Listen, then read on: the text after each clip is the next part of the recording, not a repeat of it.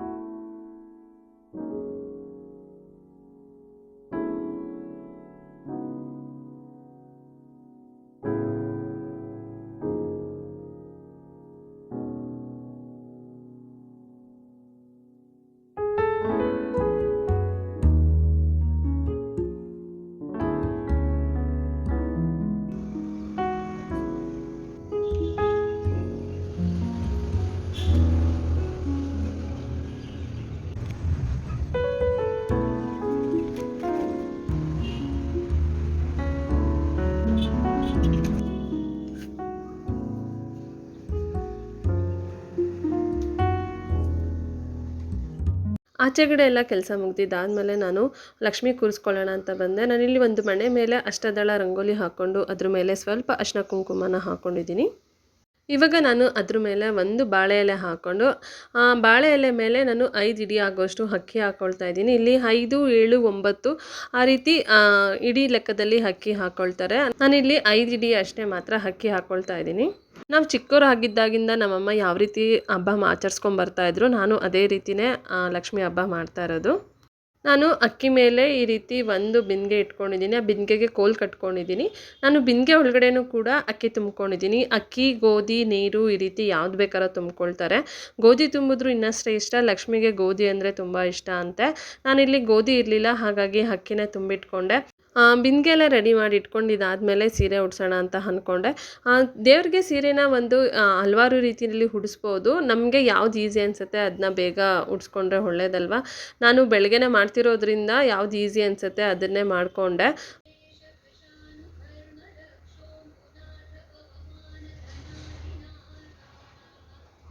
ಇವತ್ತಂತೂ ನಮ್ಮ ಮನೆಯಲ್ಲಿ ಬರೀ ದೇವ್ರ ಸಾಂಗ್ಗಳೇ ಬರ್ತಿದೆ. ಬೆಳಗ್ಗೆ ನಂಗೆ ಈ ರೀತಿ ಸುಪ್ರಭಾತ ಕೇಳಬೇಕು ಅಂದರೆ ತುಂಬ ಖುಷಿ ಆಗುತ್ತೆ. ಈ ರೀತಿ ದೇವ್ರ ಸಾಂಗ್ಗಳು ಕೇಳ್ತಾ ಇದ್ದರೆ ಮನೆಯಲ್ಲಿ ಒಂದು ಹಬ್ಬದ ಕಳೆ ಎದ್ದು ಕಾಣಿಸುತ್ತೆ. ಹಾಗಾಗಿ ನಾನು ಈ ರೀತಿ ದೇವ್ರ ಸಾಂಗ್ ಹಾಕ್ಕೊಂಬಿಟ್ಟು ಕೆಲಸ ಮಾಡ್ಕೊಳ್ತಾ ಇದ್ದೆ.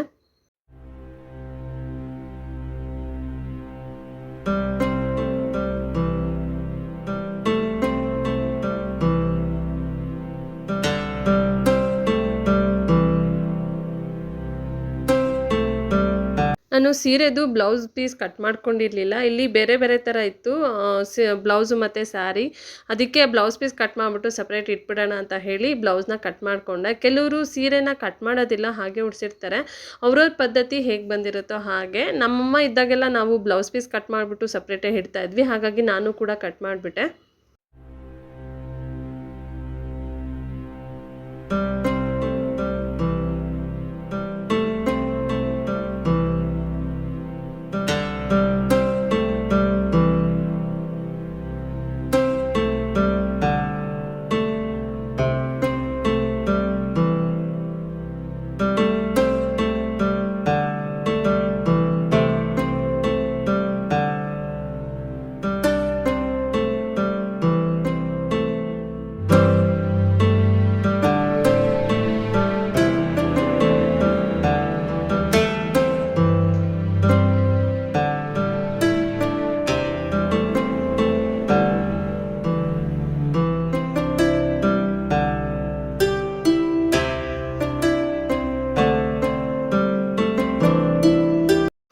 ಬಿಂದಿಗೆಗೆ ಈ ರೀತಿ ಡಬಲ್ ಸೈಡ್ ಗಮ್ ಸ್ಟಿಕ್ಕರ್ ಅಂತ ಬರುತ್ತೆ. ಇದನ್ನ ಒಂದು 3 ಸೈಡ್ ಅಂಟಿಸ್ಕೊಂಬಿಟ್ಟು ಅದ್ರ ಮೇಲೆ ಕಳಶ ಇಟ್ಕೊಂಡ್ರೆ ನಾವು ಇಡೋಂತಹ ಕಳಶ ಅಳ್ಳಾಡೋದಿಲ್ಲ, ಜರುಗೋದಿಲ್ಲ. ಹಾಗಾಗಿ ನಾನು ಈ ರೀತಿ ಸ್ಟಿಕ್ಕರ್ನ ಅಂಟಿಸ್ಕೊಳ್ತಾ ಇದ್ದೀನಿ.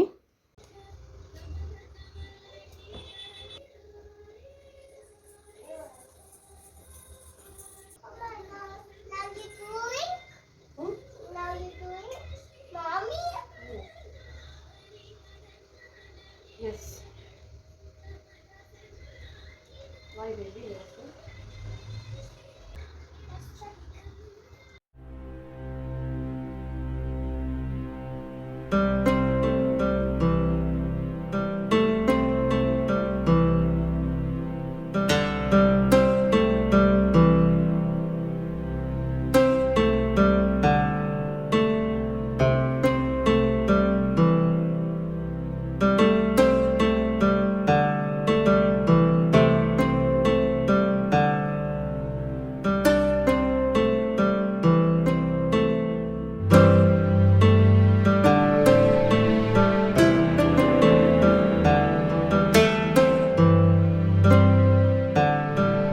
ಸೀರೆ ಉಡ್ಸೋ ಅಷ್ಟರಲ್ಲೇ ಸ್ವಲ್ಪ ಸಮಯ ಎಳೆದ್ಬಿಡ್ತು. ಒಂದ್ಸಲ ಈ ರೀತಿ ಸರ್ಗ ಹಾಕ್ಬಿಟ್ಟು ಅದು ಸರಿ ಬಂದಿಲ್ಲ ಅಂತ ಹೇಳಿ ಅದನ್ನು ತೆಗೆದು ಇನ್ನೊಂದು ಥರ ಹಾಕಿ ನೋಡಿ, ಅದು ಸರಿ ಬಂದಿಲ್ಲ ಅಂದರೆ ಅದನ್ನು ತೆಗೆದು ಮತ್ತಿನ್ನೊಂದು ಥರ ಹಾಕಿ ಹಾಗೋ ಹೀಗೋ ಮಾಡಿ ಸೀರೆ ಉಡ್ಸೋ ಕೆಲಸ ಕಂಪ್ಲೀಟ್ ಮಾಡಿಕೊಂಡೆ.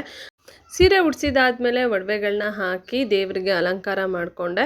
ಅದಾದಮೇಲೆ ನಾನು ಕಳಶಕ್ಕೆ ನೀರು ಹಾಕ್ಕೊಂಡು ಅದ್ರ ಮೇಲೆ ಮಾವಿನ ಎಲೆ ಹಾಕ್ಕೊಳ್ತಾ ಇದ್ದೀನಿ. ಮಾವಿನ ಎಲೆ ಲಕ್ಷ್ಮೀ ಹಬ್ಬಕ್ಕೆ ತುಂಬ ಶ್ರೇಷ್ಠ. ನಮ್ಮಮ್ಮನೂ ಕೂಡ ಮಾವಿನ ಎಲೆನೇ ಹಾಕ್ಕೊಳ್ತಾ ಇದ್ರು. ಇಲ್ಲಿ 9 ಮಾವಿನ ಎಲೆ ಹಾಕ್ಕೊಳ್ತಾ ಇದ್ದೀನಿ. ನಾನು ಕಳಶದ ಚೊಂಬಿಗೆ ಇಷ್ಟು ಸಾಮಾನ ಹಾಕ್ಕೊಳ್ತಾ ಇದ್ದೀನಿ. ಮೊದಲು ಅರ್ಶಿನ ಕುಂಕುಮ, ಹಾಗೆ ಲಕ್ಷ್ಮಿಗೆ ಪ್ರಿಯವಾದಂಥ ಕೆಂಪು ಹೂ, ಜೊತೆಗೆ ಗೋಟ್ ಅಡಿಕೆ, 1 ಖರ್ಜೂರ, 3 ಏಲಕ್ಕಿ, 3 ಲವಂಗ, 3 ಬಾದಾಮಿ, ಖರ್ಜೂರ, ದ್ರಾಕ್ಷಿ, ಹಾಗೆ 3 ಗುಲ್ಗಂಜಿ, ಕುಮಟಿ ಚಕ್ರ, ಹಾಗೆ ಲಕ್ಷ್ಮಿ ಕವಡೆ ತಗೊಂಡಿದ್ದೀನಿ. ಇಲ್ಲಿ ನಾನೆಲ್ಲ 3 ತಗೊಂಡಿದ್ದೀನಿ. ಬೇಕಂದ್ರೆ ಕೆಲವರು 5 ಅಥವಾ 7 ಈ ರೀತಿ ತಗೊಳ್ತಾರೆ. ಇದ್ರ ಜೊತೆಗೆ ಕಮಲದ ಬೀಜನೂ ಕೂಡ ಹಾಕ್ತಾರೆ. ನನಗೆ ಕಮಲದ ಬೀಜನೂ ಹಾಕಿದ್ದೀನಿ, ಬಟ್ ಇಲ್ಲಿ ತೋರಿಸ್ಲಿಲ್ಲ ಅಷ್ಟೇ. ₹1 ಕಾಯಿನು, ಜೊತೆಗೆ ಚಿನ್ನ ಬೆಳ್ಳಿ ಅಥವಾ ಹಾಕಬೇಕು ಅಂತಾರೆ. ನಾನು ಇಲ್ಲಿ ಬೆಳ್ಳಿ ಉಂಗುರ ತಗೊಂಡಿದ್ದೀನಿ. ಜೊತೆಗೆ ಜವಾದು ಪೌಡರ್ ಅಂತ ಸಿಗುತ್ತೆ, ಅದು ಕೂಡ ಲಕ್ಷ್ಮಿಗೆ ತುಂಬ ಪ್ರಿಯವಾದದ್ದು, ಅದನ್ನು ಹಾಕ್ತಾರೆ. ಜೊತೆಗೆ ಲಾವಂಚ ಬೇರ್ ಅಂತ ಹಾಕ್ತಾರೆ, ಅದು ಕೂಡ ಹಾಕ್ತಾರೆ. ಇದಿಷ್ಟು ಸಾಮಾನುಗಳು ಗಂಧಕ್ಕೆ ಅಂಗಡಿಲಿ ಕೇಳಿದ್ರೆ ಸಿಗುತ್ತೆ. ನಂಗೆ ಲಾವಂಚ ಬೇರ್ ಸಿಕ್ಕಿಲ್ಲ, ಹಾಗಾಗಿ ನಾನು ಹಾಕಿಲ್ಲ. ಜೊತೆಗೆ ಕೆಂಪು ಅಥವಾ ಬಿಳಿದು ಯಾವುದಾದ್ರೂ ಕಲ್ಸಕ್ಕರೆ ಹಾಕಬೇಕು.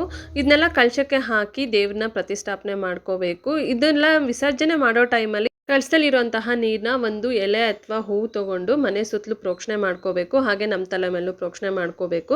ಚಂಬಲಿರೋಂತಹ ಗೋಮಟಿ ಚಕ್ರ ಹಾಗೆ ಲಕ್ಷ್ಮೀ ಕವಡೆನ ನಾವು ದುಡ್ಡು, ಹಣ, ಕಾಸು, ಒಡವೆ ಇರ್ತೀವಲ್ಲ ಆ ಬಾಕ್ಸಲ್ಲಿ ಹಾಕಿಟ್ಕೊಂಡ್ರೆ ತುಂಬ ಒಳ್ಳೇದಾಗತ್ತೆ.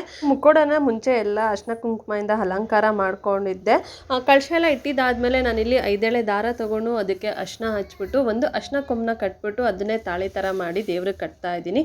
ಹೂ ಹಾರ ರಾತ್ರಿ ಮಾಡಿದ್ದು ನೋಡಿ ಎಷ್ಟು ಚೆನ್ನಾಗಿದೆ ಅಲ್ವಾ. ನನಗಂತೂ ತುಂಬ ಖುಷಿ ಆಯ್ತು. ಈ ಸಲ ನಾನೇ ನನ್ನ ಕೈಯಾರ ಹಾರ ಮಾಡಿ ದೇವಿಗೆ ಹಾಕ್ತಾ ಇದ್ದೀನಿ ಅಂತ. ಒಂದ್ಸಲ ಕಳಶ ಇಟ್ಟು ದೇವಿ ಮುಕ್ಕೋಡ ಎಲ್ಲ ಇಟ್ಟಿದ್ದಾದ್ಮೇಲೆ ದೇವ್ರ ಪ್ರತಿಷ್ಠಾಪನೆ ಆಯಿತು ಅಂತಲೇ ಅರ್ಥ. ಆಗಿದ್ದಾದ್ಮೇಲೆ ಅದನ್ನ ಹಳ್ಳಾಡಿಸ್ಬಾರ್ದು ಅಂತ ಹೇಳ್ತಾರೆ. ಹಾಗಾಗಿ ಮೆಲ್ಲಗೆ ನೋಡಿಕೊಂಡು ದೇವರಿಗೆ ನನ್ನ ಕೈಲಾದಷ್ಟು ಅಲಂಕಾರ ಎಲ್ಲ ಮಾಡಿ ಮುಗಿಸ್ಕೊಂಡೆ. ಹಣ್ಣು ಹಂಪಲೆಲ್ಲ ಇಟ್ಬಿಟ್ಟು ರಾಹುಕಾಲ ಶುರುವಾಗೋಷ್ಟರಲ್ಲಿ 1 ಗ್ಲಾಸ್ ಹಾಲು ಇಟ್ಬಿಟ್ಟು ಪೂಜೆ ಎಲ್ಲ ಮುಗಿಸ್ಬಿಟ್ಟು ನಂತರ ನಾನು ನೈವೇದ್ಯಕ್ಕೆಲ್ಲ ಅಡುಗೆ ಮಾಡ್ಕೊಳ್ಳೋಣ ಅಂತ ಹೇಳಿ ಎಲ್ಲ ಮಧ್ಯಾಹ್ನ ಅಷ್ಟರಲ್ಲೆಲ್ಲ ಅಡುಗೆ ಎಲ್ಲ ಮುಗಿಸಿ 12 ಗಂಟೆ ಆಗಿದ್ದಾದಮೇಲೆ ರಾಹುಕಾಲ ಮುಗ್ದಿದ್ದಾದಮೇಲೆ ಪ್ರಸಾದ ಎಲ್ಲ ಇಟ್ಬಿಟ್ಟು ಮತ್ತಿನ್ನೊಂದ್ಸಲ ಮಂಗಳಾರತಿ ಮಾಡಿ ಪೂಜೆ ಮುಗಿಸ್ದೆ.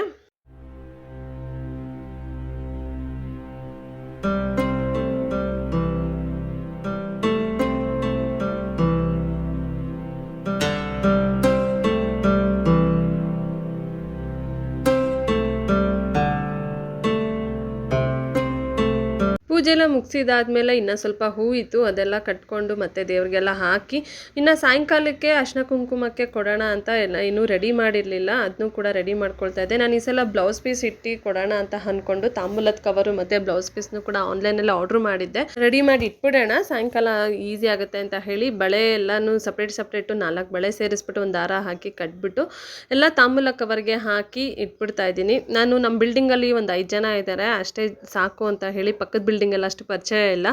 ಹಾಗಾಗಿ ನಮ್ಮ ಬಿಲ್ಡಿಂಗಲ್ಲಿ ಇರೋರಿಗೆ ಮಾತ್ರ ಕೊಡೋಣ ಅಂತ ಒಂದು 5 ತಾಂಬೂಲ ಬ್ಯಾಗ್ ಮಾತ್ರ ರೆಡಿ ಮಾಡಿ ಇಟ್ಟಿಟ್ಟೆ.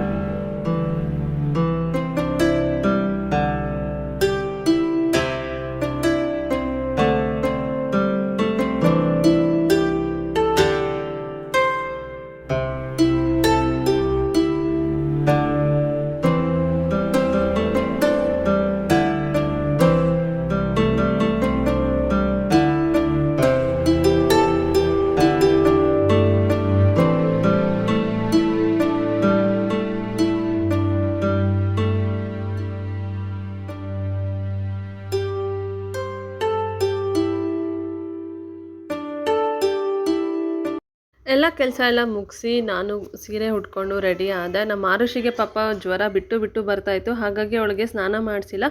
ಬರೀ ಸ್ಪಾಂಜ್ ಬಾತ್ ಮಾಡಿಸ್ಬಿಟ್ಟು ಹೊಸ ಬಟ್ಟೆ ಇತ್ತು ಅಂತ ಹಾಕಿದೆ. ಅರ್ಶಿನ ಕುಂಕುಮಕ್ಕೆಲ್ಲ ರೆಡಿ ಮಾಡಿ ದೇವರಿಗೆ ದೀಪ ಹಚ್ಚೋಣ ಅಂತೇಳಿ ದೀಪ ಹಚ್ಬಿಟ್ಟು ಮತ್ತೆ ಮಂಗಳಾರತಿ ಮಾಡಿದೆ.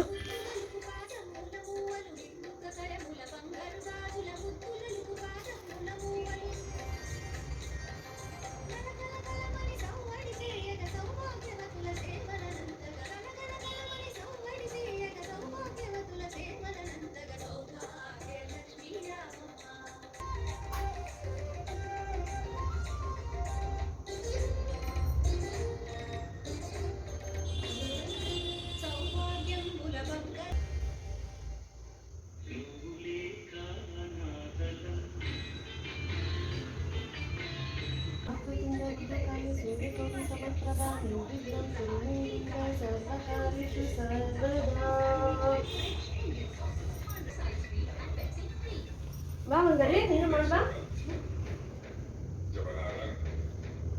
ಸರ್ವಮಂಗಳ ಮಾಂಗಲ್ಯೆ ಶಿವೆ ಸರ್ವಾರ್ಥ ಸಾಧಿಕೆ ಶರಣ್ಯೆ ತ್ರ್ಯಂಬಕೆ ನಾರಾಯಣಿ ನಮೋಸ್ತುತೆ. Bye mummy ಮಂಗರಿ.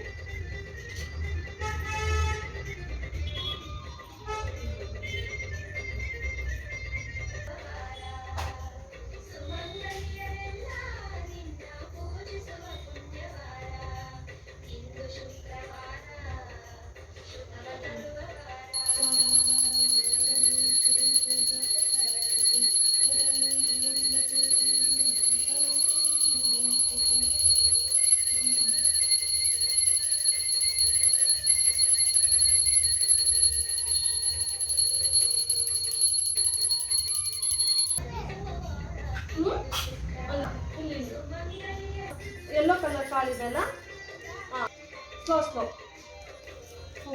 ಹಂಗೆ ನಮಸ್ತೆ ಮಾಡ್ಕೊ.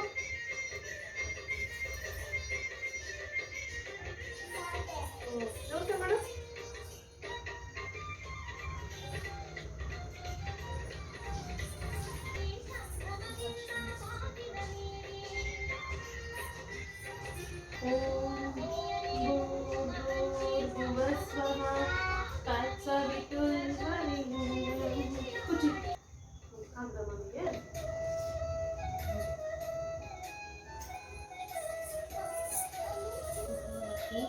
ಬೆಂಕಿ ಇರುತ್ತೆ, ಹುಷಾರು.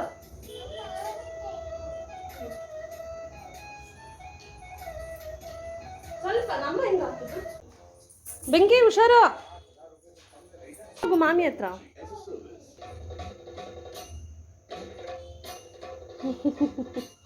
ಏನೇನು ಕೇಳ್ಕೊತ ಇದ್ದಪ್ಪ?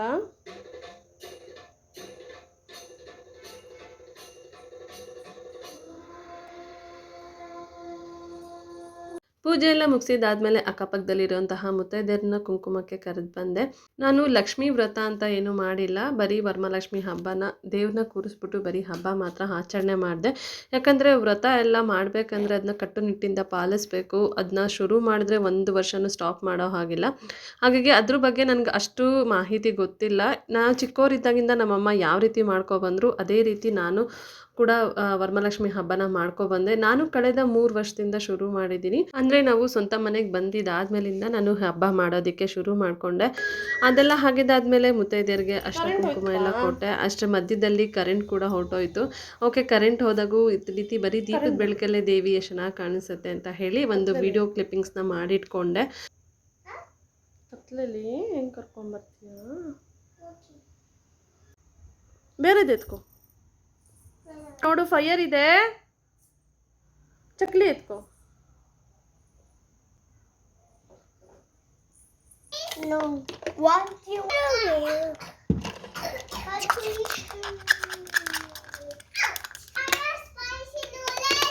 ಖಾರ ಪಸಿ ನ್ಯೂಲೆಸ್ ಖಾರ ಪುಳೆ ಇಲ್ಲಿ ಪರವಾಗಿಲ್ಲ.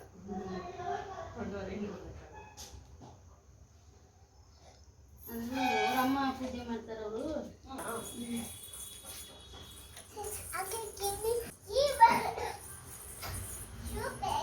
ನನ್ನ ಮಗಳು ಆ ಲೈಟ್ಸು ಹೋಗಿ ಬಂದು ಮಾಡ್ತಾ ಇರುತ್ತಲ್ಲ ಅದ್ರ ಜೊತೆ ಆಟ ಆಡ್ತಿದ್ದಾಳೆ. ಇವಳು ಕ್ಲಾಪ್ಸ್ ಹೊಡ್ಕೊಂಡು ಆಟ ಆಡ್ಕೊಂಡಿದ್ದಾಳೆ. ಆ ಹಬ್ಬ ಅಂತ ರೆಡಿ ಆಗಿದ್ದಾದಮೇಲೆ ಫೋಟೋ ತಗೊಂಡಿಲ್ಲ ಅಂದರೆ ಹೇಗೆ, ಹಾಗಾಗಿ ನಾನು ನನ್ನ ಮಗಳು ಫೋಟೋ ತಗೊಂಡ್ವಿ. ಈ ವರ್ಷ ಶಂಕರ್ ಸ್ವಲ್ಪ ಕೆಲಸದಲ್ಲಿ ಬ್ಯುಸಿ ಆಗಿದ್ದರಿಂದ ಅವರು ಪೂಜೆಗೂ ಇರಲಿಲ್ಲ, ಹಾಗೆ ಫೋಟೋಗೂ ಇರಲಿಲ್ಲ. ಹಾಗಾಗಿ ನಾನು ನನ್ನ ಮಗಳಿಬ್ಬರೇ ಪೂಜೆ ಎಲ್ಲ ಮುಗಿಸಿ ಫೋಟೋನು ತಗೊಂಡ್ವಿ. ಅಂತ ಆದಮೇಲೆ ಬಾಳೆ ಎಲೆ ಊಟ ಮಾಡಿಲ್ಲ ಅಂದರೆ ಹೇಗೆ ಚೆನ್ನಾಗಿರುತ್ತೆ ಅಂತ ಹೇಳಿ ನಾನು ನನ್ನ ಮಗಳು ಊಟ ಮಾಡ್ಕೊಂಡ್ವಿ. ಶಂಕರ್ ಲೇಟಾಗಿ ಬಂದರು, ಅವ್ರು ಆಮೇಲೆ ಊಟ ಮಾಡಿದ್ರು. ನಾವು ಶನಿವಾರ ಎಲ್ಲೋ ಹೊರಗಡೆ ಹೋಗಬೇಕಾಗಿದ್ದರಿಂದ ಊಟ ಎಲ್ಲ ಮುಗಿಸಿ ಮಲ್ಕೊಳ್ಳೋ ಟೈಮ್ಗೆ ನಾನು ಮತ್ತೆ ಕೆಂಪು ನೀರು ಮಾಡಿ ತುಪ್ಪ ದೀಪ ಹಣಿಸ್ಬಿಟ್ಟು ದೇವರಿಗೆ ಆರತಿ ಮಾಡಿ ಈ ಕಡೆ ಒಂದು 3 ಸಲ ಜರುಗಿಸ್ಬಿಟ್ರೆ ನಾಳೆ ಎಷ್ಟು ಗಂಟೆಗೆ ಬೇಕಾದ್ರೂ ತೆಗಿಬೋದು. ಇದಿಷ್ಟು ನಮ್ಮನೆಯ ವರಮಹಾಲಕ್ಷ್ಮಿ ಹಬ್ಬದ ವಿಡಿಯೋ ಆಗಿತ್ತು. ಈ ವಿಡಿಯೋ ಇಷ್ಟ ಆಗಿದ್ದರೆ ಲೈಕ್ ಮಾಡಿ, ಶೇರ್ ಮಾಡಿ, ಹಾಗೆ ಆಗಿತ್ತು ಅಂತ ಕಮೆಂಟ್ ಮಾಡಿ. ಹಾಗೆ ಇನ್ನೂ ಯಾರೆಲ್ಲ ನನ್ನ ಚಾನಲ್ ಸಬ್ಸ್ಕ್ರೈಬ್ ಮಾಡಿಲ್ಲ ಅಂದರೆ ದಯವಿಟ್ಟು ಸಬ್ಸ್ಕ್ರೈಬ್ ಮಾಡ್ಕೊಳ್ಳಿ ಅಂತ ಕೇಳ್ಕೊಳ್ತೀನಿ.